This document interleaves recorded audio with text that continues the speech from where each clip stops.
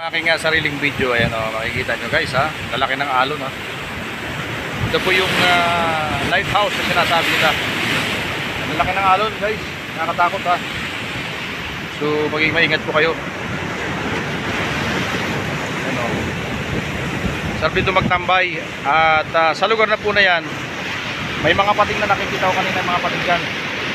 Kaya delikado po.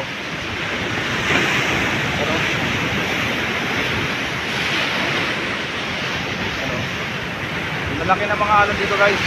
Ayan o, makikita nyo ha. Wow!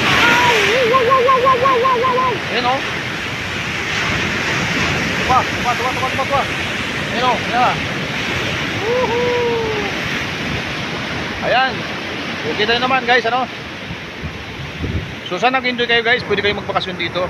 Pumunta kayo dito. Mawawalang inyong mga problema. Ayan o. So kapante na tayo kasi lumalaki yung ano, nag-high tide, lumalaki alon, dandaan. Ayan o. Thank you for watching guys. Hope you enjoy. Ayan o. Doon ay daanan na po yan ng barko, Pacific Ocean po yan dyan.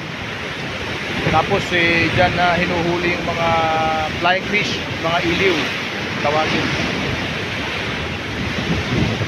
Yung mga tuna doon din hinuhuli guys, yung mga tuna malayo na doon. Ano yan guys, sa South China Sea yan. Yung ano yan, yung tabi yan, yung tawid yan China na. Nakita nyo guys yung malaking alon yun.